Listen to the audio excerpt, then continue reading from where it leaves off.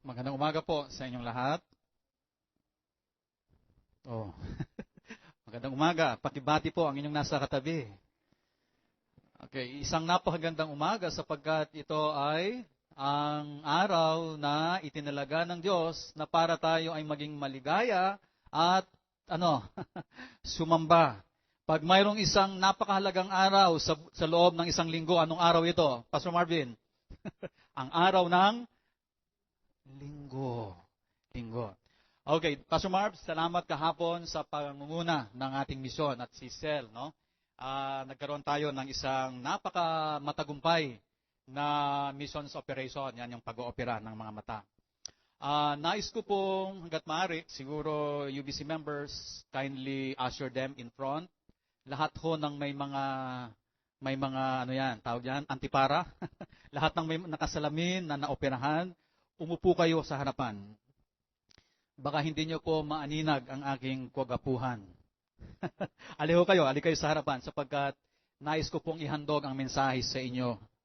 Itong mensahe sa araw na ito at of course sa ating UBC family.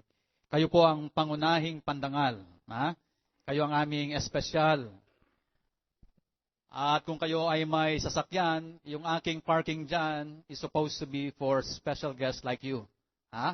UBC members, give way to our guests, because the parking areas, hanggat maaari, for our special friends. Every Sunday, no? Isang ministry ho yan. Yan.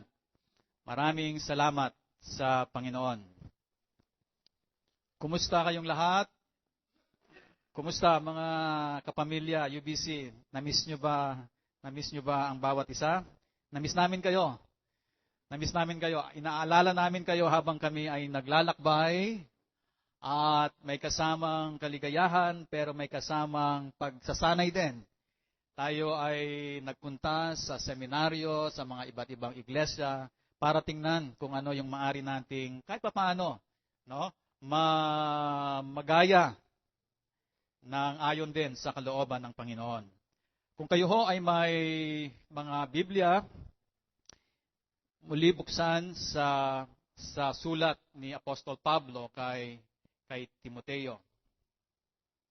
Pangalawang sulat ni Apostol Pablo para kay Timoteo, Kabanata 4, mula 9 hanggang 18.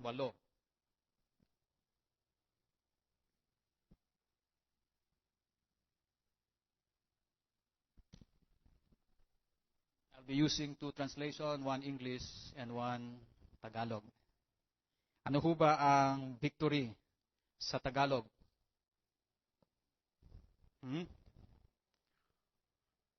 Tagumpay.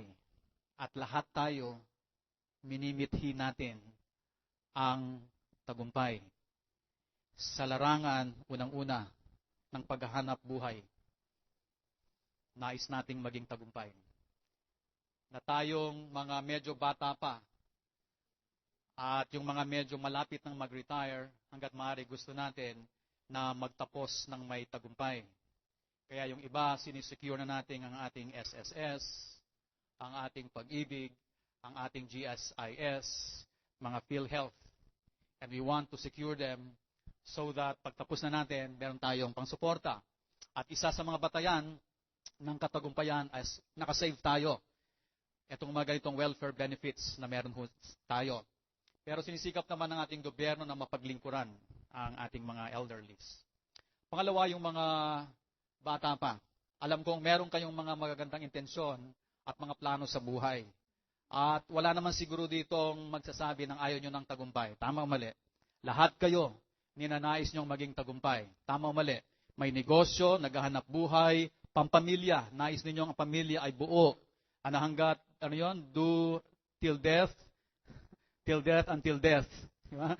Na talagang tagumpay na kayo pa rin. That is a mark of the success. No? And then lahat ng pamilya natin, ang ating mga anak makakatapos ng walang basagulero, walang naging addict sa droga, sa pornography, walang sablay. Di ba? Nais natin. Yan yung mga success na end na gusto po natin. Tama ho ba? Parang ayaw ho ninyo. And then lahat ng mga nag-aaral, students, raise your hands please. Students. O, bakit nahihiya kayo? Taas ang kamay. Yan, di ba? Nais niyong maging summa cum laude? Lahat na lang ng laude, lahat na ng suma o sumasabit. Di ba? Lagi nating sinasabi, ang motivation ninyo, lalo-lalo na pag nag-take kayo ng exam, you aim to top because if you fail to top, you pass. We always want Christian students be on top. Huh? You always want what? Success sa inyo.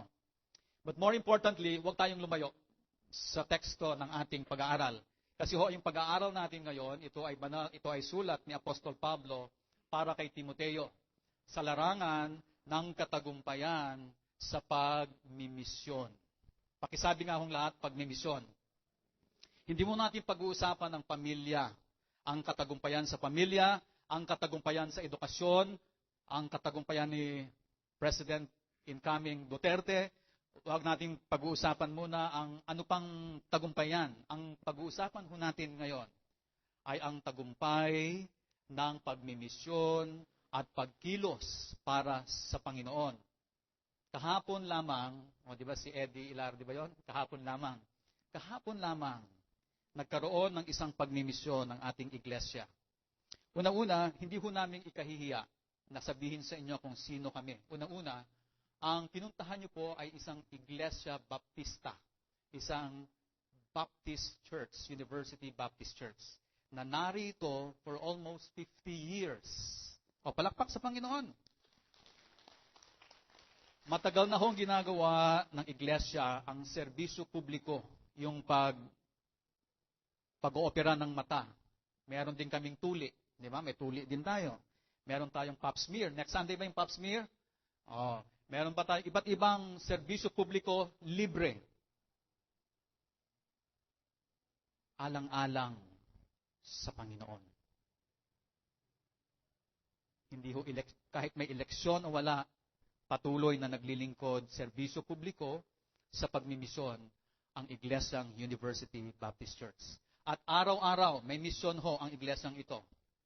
Para sa inyong kaalaman, ang misyon ng iglesyang ito ay maipaabot ang mensahe ng kaligtasan sa napakaraming mag-aaral, estudyante na nag-aaral dito, na balang araw magiging presidente, magiging senador ng Pilipinas. Di ba? Ito po ay isang training grounds sa inyong mga anak. Maaring kayo po, na aming mga panauhin, maaring hindi kayo makagamit sa araw-araw na ito. Pero pwede bang humingi ng pabor sa inyo? Sabihan ng inyong mga anak at inyong mga kapitbahay, kung sila ay nag-aaral dito sa Manila, na malapit sa iglesyang ito, ayos lang ba? Papuntahin sila araw-araw at makakinig ng salita ng Panginoon at maisanay kung papaanong magkaroon ng matuwid na buhay upang magkaroon ng isang tagumpay na buhay. Okay ho ba yan? At alam po ninyo, pag wala ang Panginoon sa inyong mga anak, hindi ho matamis ang tagumpay. Tama ho ba yan? At salamat din sapagkat ang ating butihing doktor, nasan si Reden at saka si Beng, itong dalawang ito, doktor ho ito, ay patuloy na naglilingkod serbisyo publiko. May nakakaalam o wala, popular man o hindi, they don't want popularity, they don't want advertisements. And yet, dahil member sila ng iglesia, mahal nila ang Panginoon, kanilang sinusiklian ang lahat ng kanilang katagumpayan at pagpapala sa Panginoon. Kaya kayo ngayon, mga panauhin namin sa inyong pag-uwi, ibahagi ang inyong natamasa na sabihin natin tagumpay din, no? Pagpapala ng tagumpay sapagkat mahal ho ang mahal ang cataract operation. How much is cataract operation? Sell. Kasi ikaw ang leader dito, ha? 20,000 ho. Hindi ho ba yan success? O kayo nga mga panauhin namin success, sabi nyo. Victory ho yan, ha? Praise the Lord. Praise God. Pakisabi nga ho, praise God. Praise God indeed. Praise God indeed. So, sa ating maikling pag-aaral, kasi ito na ho yung huling kabanata ng aming pag-aaral sapagkat ito ay paksa na nilalapatan ng istorya ng aming anibersaryo.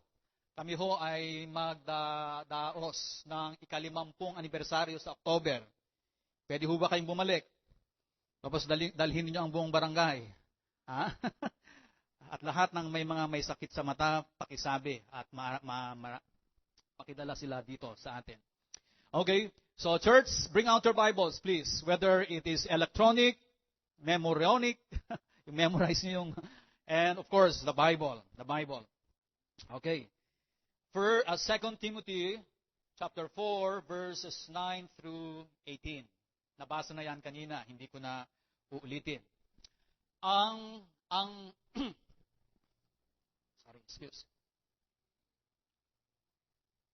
Kahapon, ito ay masasabi nating isang victorious, tagumpay na pagmimisyon sa Panginoon.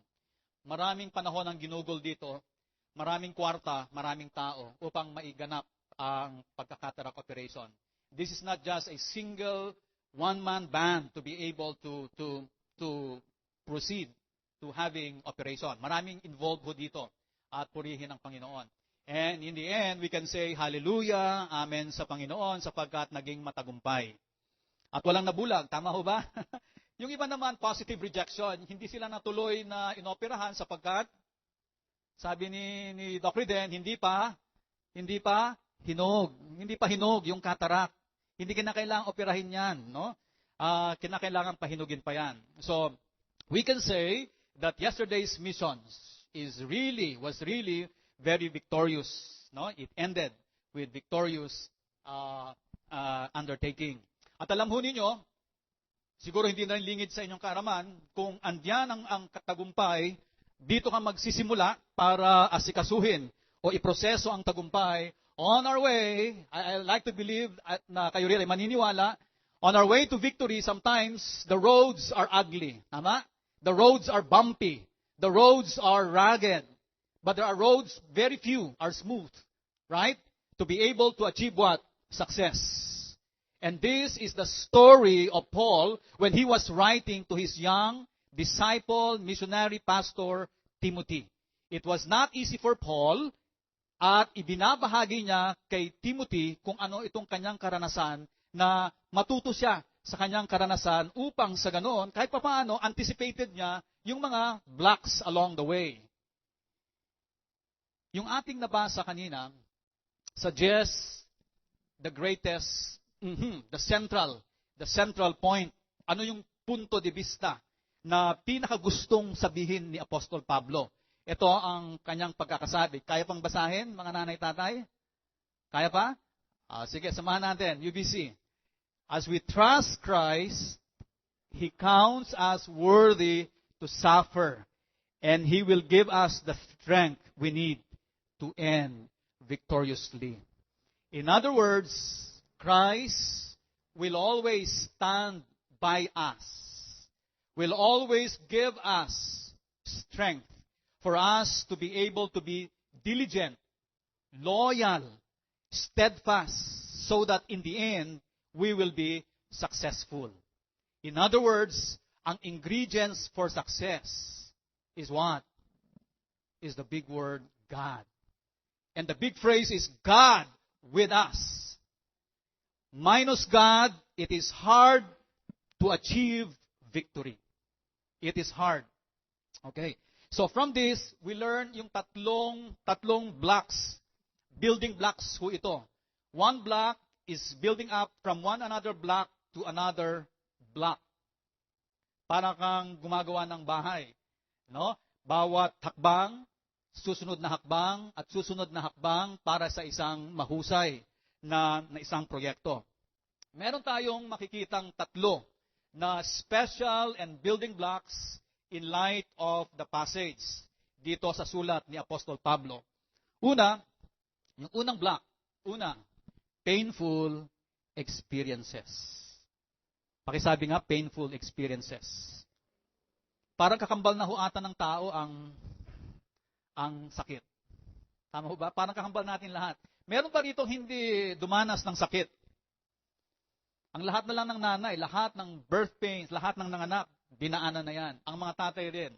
Sa inyong pagiging kasipagan, sa inyong yung inyong pagsisikap na maitaguyod ang pamilya, maraming hamon, maraming paghihirap sa atin. Pero ang pinag-uusapan natin dito ay pagmimisyon.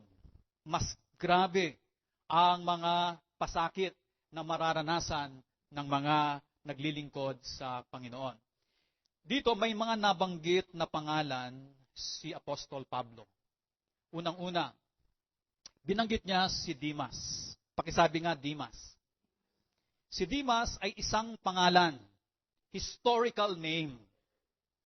But it could also be a representation of a person who used to be very faithful co-worker of Paul.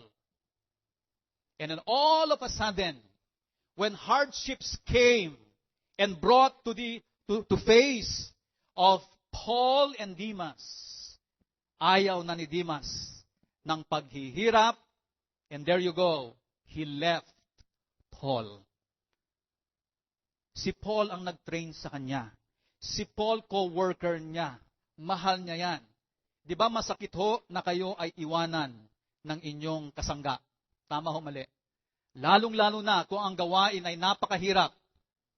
Ang magtinda sa harapan dyan, ang bumisita sa mga presuhan, ang gumawa ng kung ano, cataract operation, kung ikaw ay iiwanan ng isang kasama mong dating nagmimisyon na katulad ni Dimas, ano ang iyong mararamdaman? Masakit, hindi ho ba? But behind adversity is an opportunity. You know what? To Paul, he did not condemn Demas. He did not even criticize Demas. He was just quiet. And therefore, yung faithfulness ni Paul had an effect to either Demas and to the other people who were observing him. Just continue. Ituloy-tuloy lamang ang gawain at maging faithful sa Panginoon, because the next thing you know, the people who are observing you ay may resulta yung iyong faithfulness, yung katapatan mo sa Panginoon. Even if ikaw ay iiwan ng iyong mahal sa buhay, ng iyong kasangga sa pagmimisyon, sa gawain, never mind. Because God sees you, and He will see it through, that you and I would be able to finish it victoriously. Secondly, si Alexander. You know what? Si Paul, nung sinulat niya ito, he was nearly dying already. He was charged guilty. And then he was to be executed already. So, you see the emotional tone, the backdrop nitong letter na ito. Papatayin siya. So, ang emotion niya talagang masyadong mababa, pero merong blend ng inspiration at joy. Parang hirap atang pagsamahin, no? Yung very emotionally down ka, and yet there is that degree of joy that is in you. Si Alexander, supposed to be, he was like expecting sana at the court to witness for him, to defend him. But did you know what? Alexander, just like Demas, he did not abandon, he did not desert Paul, but he harmed Paul in terms of his work. Are you with me? There will be people around us who will be what? Ang tawag nila dyan, passive aggression. To aggress the work of God because they do not want us. Or they don't want the work of God. And this is the kind of person Alexander was. Do you have that kind of person? Do you have that members of your family? Do you have that members of your business or of your offices?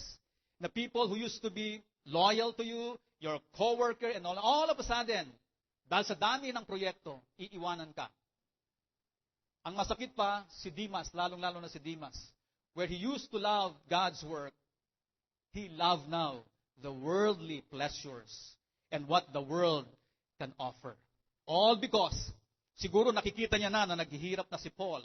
Because Paul was already working hardly for God. Walang pera sa pagmimisyon. Walang pera sa pagpapastor. But maraming blessings. Marami hong blessings. And so nung nakikita na ni Demas and probably Alexander, there you go. They left. they cause harm to Paul. And so what does that mean? Ito po ay isang masakit na karanasan. Pero, mga tatay, nanay, kapamilya, walang sayang na experience. Tama o mali? Nothing is wasted.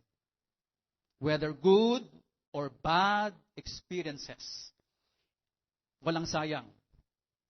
And you know what? Ang ganti natin sa mga taong katulad ni Demas at Alexander ay ano ho? Pag-ibig, pangunawa, forgiveness, grasya ng Panginoon. Ito ho ba ay madali o mahirap? Mahirap. But it will mature us and it will help us in our victory in God's work. Because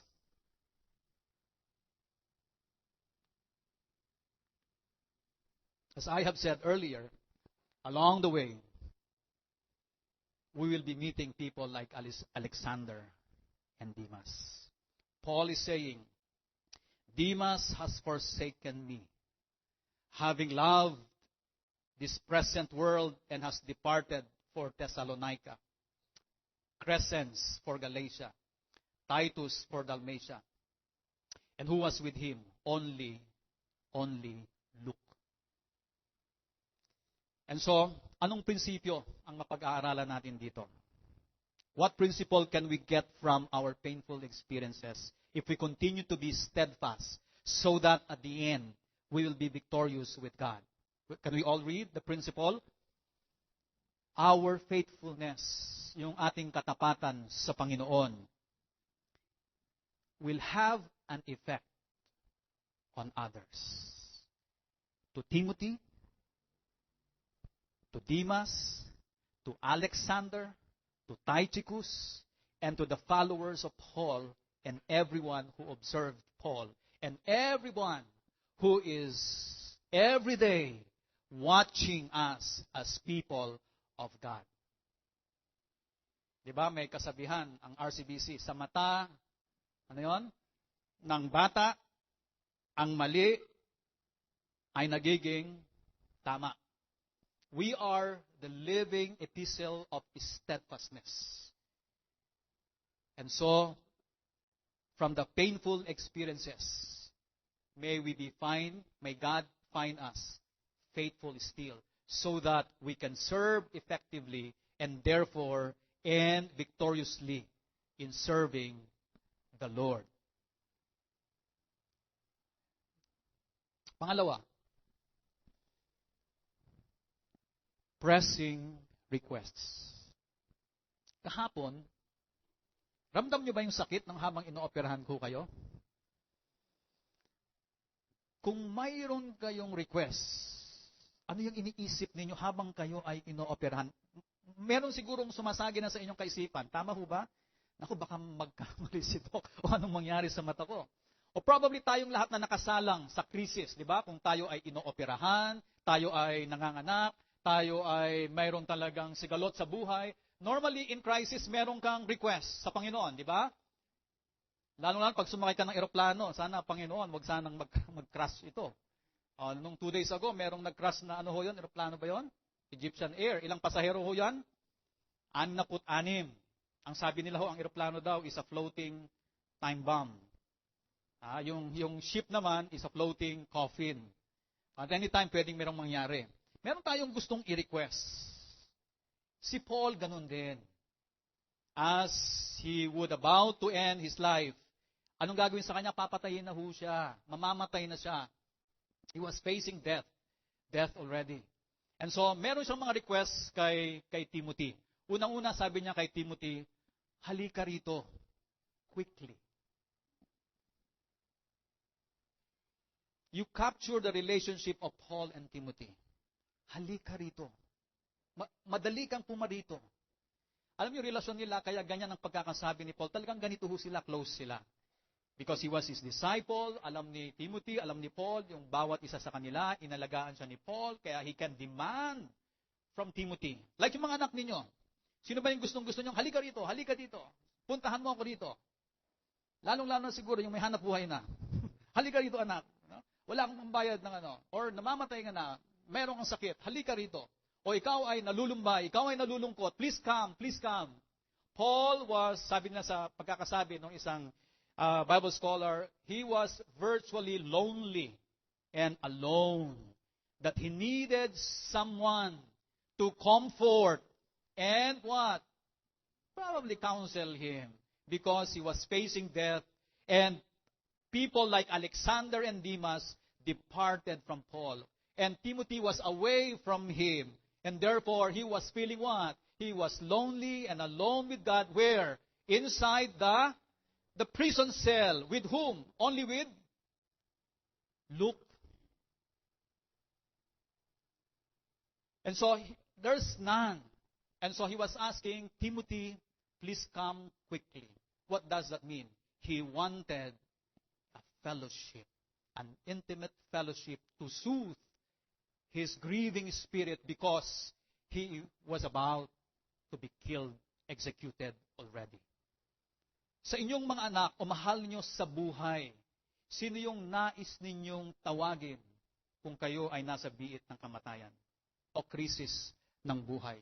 Sino ho yung gusto nyong tawagin? With Paul, isa sa mga gusto niyang tawagin ay si Timothy. And then si Mark. Everybody say Mark. Si Mark, nagkaroon siya ng problema kay Mark. Tingnan nyo yung puso ni Timothy. Nagkaroon siya ng problema kay Mark.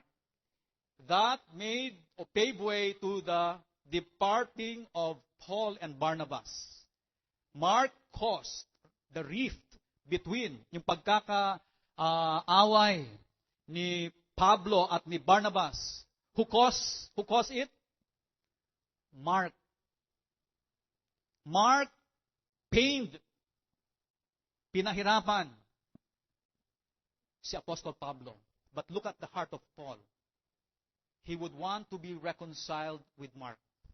And so Paul was saying, bring Mark with me, with you, to me. Because he was useful in the ministry. Hindi niya nakita yung nega ni Mark. Ang na-highlight kay Paul was being an effective and a good worker of Mark. You please bring Mark with me. And so you see the heart of Paul?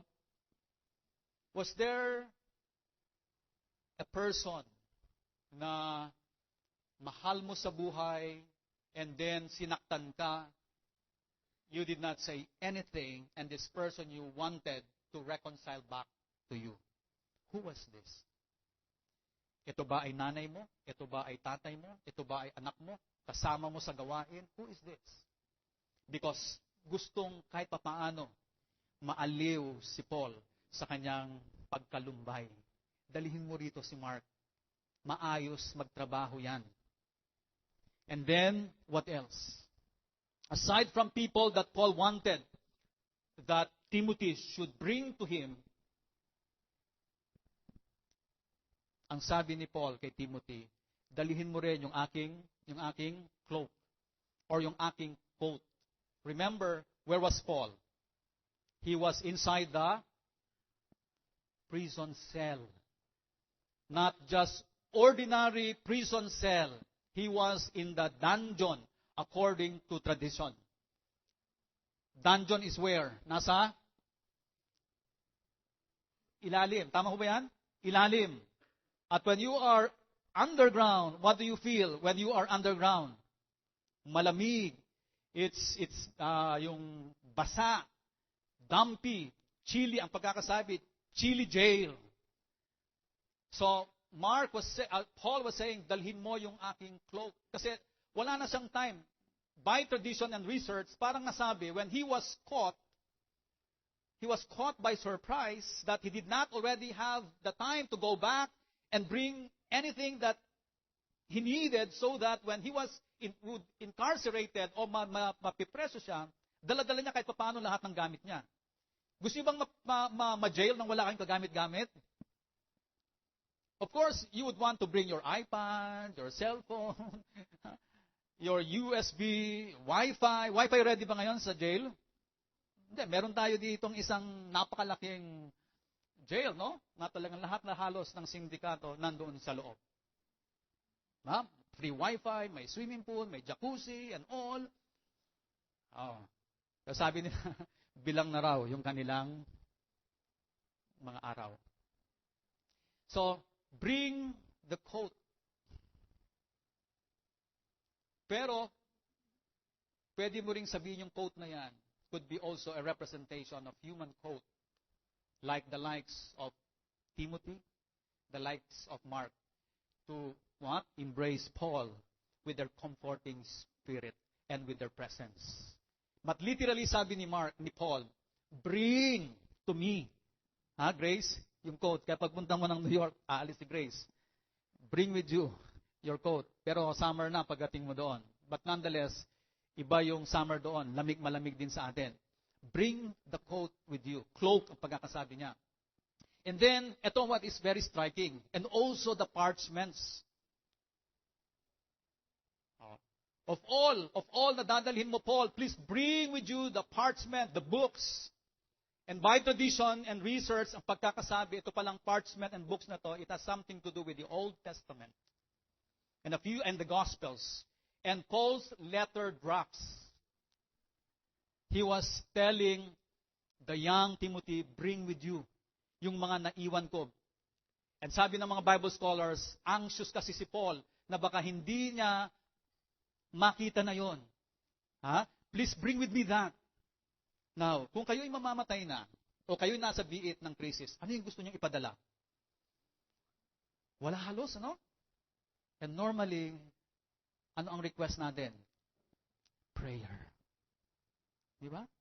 Please pray for me. Kaya nga, di ba, Pastor Marvin, sa hospital na binibisita natin, the last to be called pag talagang mamamatay na who? Either a priest or a pastor. There are a few times, I don't know with Pastor Marvin, they would tell us, Pastor, buhayin ninyo. Anong buhayin? Ano ka papabuhay ba? Hindi, ng dasal. Kung bumangon dyan, baka magtakbuhan tayo, patay na ho yan eh. And so, Paul was reminding the young Timothy, bring the Bible with me. Is this not true with us whenever there is crisis? Would you like that the Word of God is with you? Literally the book. And of course, the Word of God in our heart. And lastly, may reminders siya. Hindi naman niya sinasabing, don't bring Alexander. Sino na nga si Alexander? One who caused him pain in his work. He always made it a point that the work of Paul would be in trouble.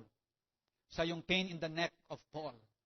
But he was saying, beware of Alexander. His pathetic plea. The two, Timothy and Mark, and then the parchment and the book, and then his pathetic plea, his request. Please, I'm warning you of Alexander. He was saying, set boundary on people that will cause you pain or is not helping you. Either you will be in trouble, you feel depressed, you feel frustrated, and oftentimes if we are not brave enough to face the person, it preoccupies us. I mean, it conquers our emotions. And oftentimes we are what? Nai-steal tayo, nai-stop yung ating, di ba? May sabi nga sila, happy wife, happy life. Huwag yung sasaktan ang mga asawa. Kasi pag nasaktan yan, first hour in the morning, ang buong araw mo, medyo... What I'm saying is, Paul was saying, because Paul was very needy at that time, his need was Timothy, Mark, the parchments, and what? His coat and the human coat, and also a reminder to young Timothy. So that Timothy, nire-remind ni Paul ito because did you know that when Paul was writing this, Timothy's church was in turmoil. And then Paul, his mentor, is dying already. Can you imagine that? Your work is in shambles, may gulo sa trabaho mo, and then tapos yung mentor mo, mamamatay na. Sino nang kasama mo? And then Paul was saying he is reminding him all this. And so with this, what do we learn from this? Normal ho yan pag tayo ay nasa crisis. Normal yan pag tayo are in trouble. Lalo na siguro inooperahan yung mata. Lord, sana mahusay yung kamay ni Doc Dan. Di ba? Di ba sinabi nga natin, an average doctor na pwede hong mag-process ng procedure ng mata is, kahapon, ano yung binanggit natin? Pang ilan ho? 10 ang average na magaling na doktor ng Pilipinas. Pero ang Doc Reden natin can do 50 patients in a day. Normal or abnormal? Very unusual. It's all because God has blessed this man with a healing hand. Na sa kanyang kamay, dadaloy ang pagkilos at ang paggawa ng Panginoon. Kaya huwag nyo sanang hintuan na ipanalangin ang mga mata at kamay ni Doc Reden. O habang inooperahan niya kayo, ipanalangin ninyo ng taimtim at tahimik. Lord, basbasan mo, pagpalain mo ang kamay ng taong ito. Did you know that when he was looking at your eyes, tatay, ako kahapon ang pinaka-reflection ko is the gaze of God. Yung, ano na nga yung gaze? Yung titig ng Panginoon sa mata ninyo para makita niya kung ano ang nasa mata ninyo. Either iniibig mo ba siya o may sakit talaga ang mata ninyo. The gaze of God so that right diagnosis will come out. Kasi wrong diagnosis will be what? Mali rin ho ang prescription, mamamali ho ang end result.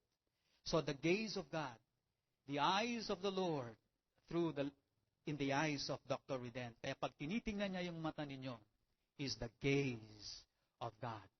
Hindi niya pa inooperahan, may pagkilos na ng paggaling sa inyong mga mata. Hindi ho ba nagkaroon kayo ng kapayapaan? Tama o mali?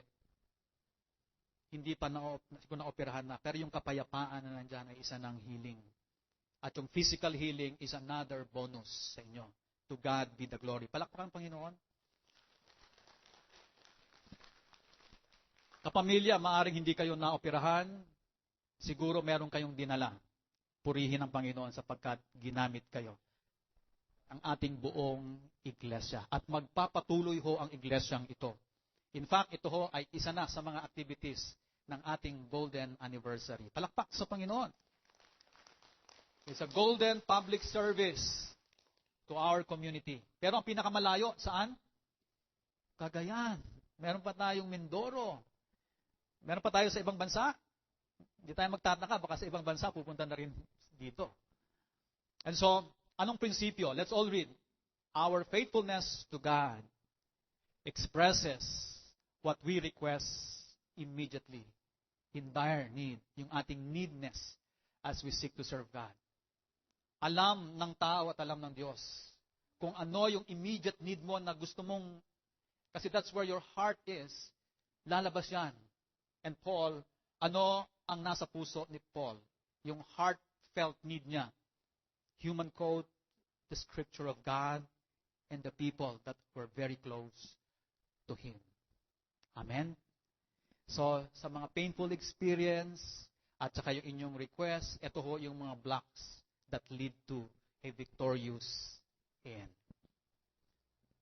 Last, that made yung perfect confidence sa Panginoon. Yung painful experiences, yan ho ang tumulong para magkaroon ka pa ng isang taimtim at malakas at nag-aalab na pagdidepende sa Panginoon dahil sinamahan ka niya sa lahat ng paghihirap, yung painful experiences. At binigyan ka niya ng iyong kinakailangan. Like sa panahon ngayon, kailangan nyo ng ano?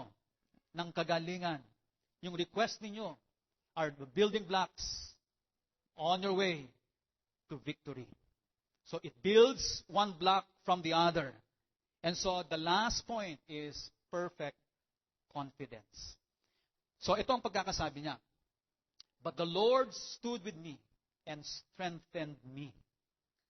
Iniwanan ako, pinahirapan ako, papatayin na ako sa mga susunod na mga araw, and yet the Lord strengthened me. Why do you think God strengthened him? Kahit na anong hirap ng buhay. Anong rason ang lumalaro sa ating isip? Why do you think the Lord would like to strengthen you and me? Why would the Lord would like to empower you and me? Bakit gusto kanyang palakasin? More than anything else. Ano ho yun? More than anything else. Let's go back to the scripture. So that you and I can preach the truth and the gospel. Kuha? Yun ang pinaka-major reason other than so that you will live a life fully, so that you would have to end your work victoriously, so that magaganda ang inyong pamilya.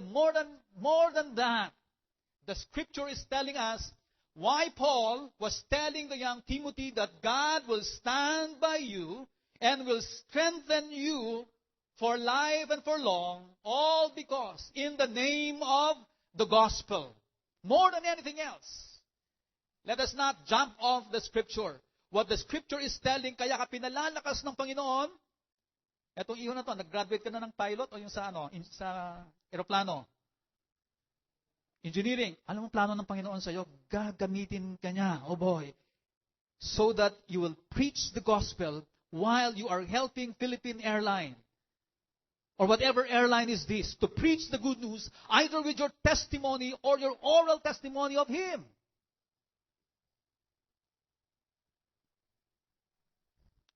Robert, talagang kayong dalawang mag-asawa, gaganda ang negosyo. Pagpapalain kayo ng Panginoon, He will strengthen you, stand by you, all because both of you, God wants that you preach the truth in your area of mission, which is your business. And all of you, students, wherever you are, whatever university, wala sa university yan, nasa tao yan, wherever you are, the reason why the Lord would like you to top the board exam, the reason why the Lord wants you to finish with flying colors, the reason why the Lord wants you to want to finish well and so well, and not just so, is all because to preach the good news, nothing more and nothing less. May we put that as a template for our victory. But all because the reason being why God is blessing me is all because in the name of the gospel, so that it is preached. But the Lord stood with me and strengthened me all because He wanted to preach the gospel. And so that you, Timothy, you would also preach the good news.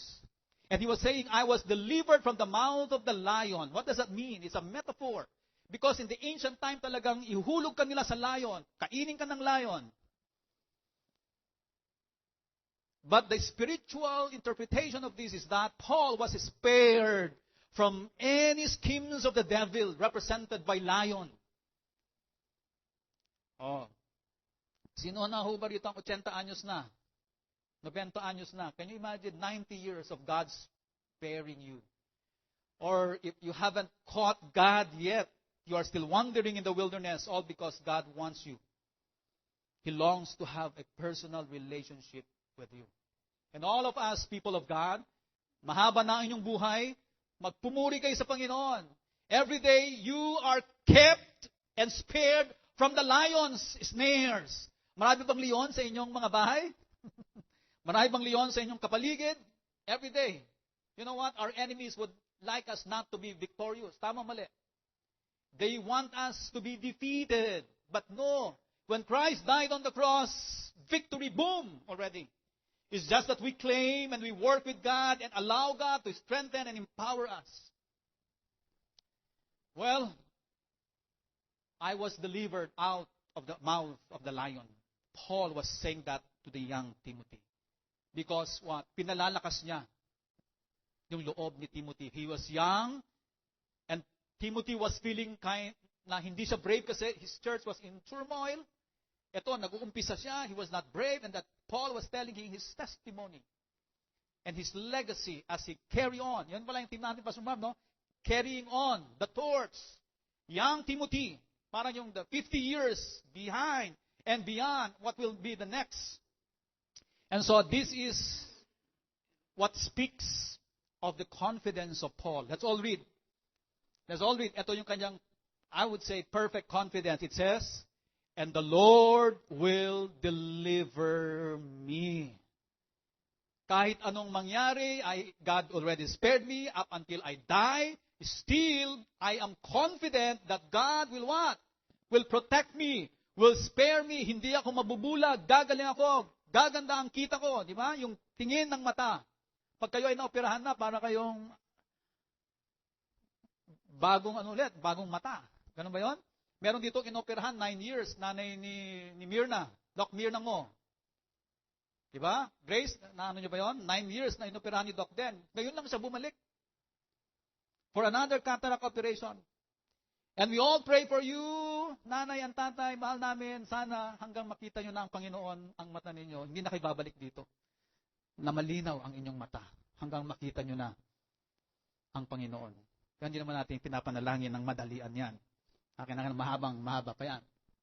So, the perfect confidence of telling, the Lord will deliver me. Everybody say, the Lord will deliver me. O, parang hindi ako convicted. The Lord will deliver me. Yes, the Lord will deliver us. And preserve me for His heavenly kingdom. Yun. Bottom line is, why is God preserving us? For His kingdom's work. And eventually, nakikita kasi ni Paul that when he dies, yung eternal glory and being with God is already. And so, anong prinsipyo from this? Let's all read. Our faithfulness to God expresses our confidence to who we depend on as we seek to serve Him. We only depend and be faithful unto the Lord as we serve Him. As we live this life, whether nanay, tatay, anak, estudyante, matanda, may ngipin o wala, be faithful unto the Lord as we seek to serve Him. Amen? Okay, so what to do? Anong gagawin natin? So the building blocks are painful experiences, your pressing needs, pressing requests, and then, ano isa? Perfect confidence. So what? Anong gagawin natin? Unang-una, let's all read. Be steadfast. When we say steadfast, maging mapursigi, loyal, diligent. Na? Si Kristo lamang, very focused sa Kanya, siya lamang. Lahat ng buhay natin, lahat ng resources natin, lahat ng oras natin kamari sa Panginoon ang bigyan ng panahon. In the midst of trouble like opposition, suffering, and hardship as we seek to serve God. Be steadfast. Yun lang mang yun. Everybody say, be steadfast. And then pangalawa, be cautious in everything and in anything. With people, with your resources, with resources that you need, and what you need in the midst of opposition, in the midst of suffering, in the midst of hardship as we seek to serve God. Be cautious. Be cautious. And lastly, be dependent on God in the midst of opposition, suffering, and hardship as we seek the Lord. As we seek the Lord. And so, let's all read. Yung crescendo, sino ba yung mga musician dito? When you say crescendo, what do you mean? It is in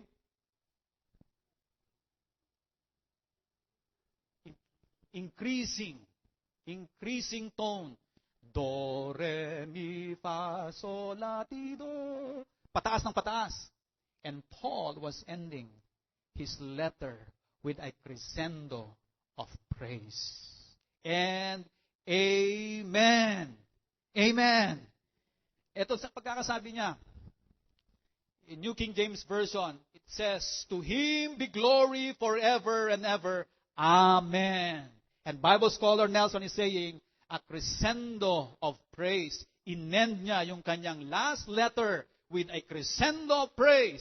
So that all of you, when you reach that point that you are victorious, you say, what? Praise the Lord and Amen.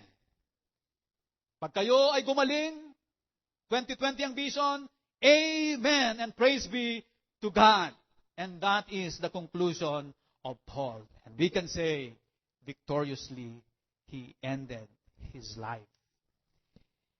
Sige po, tayo manalangin.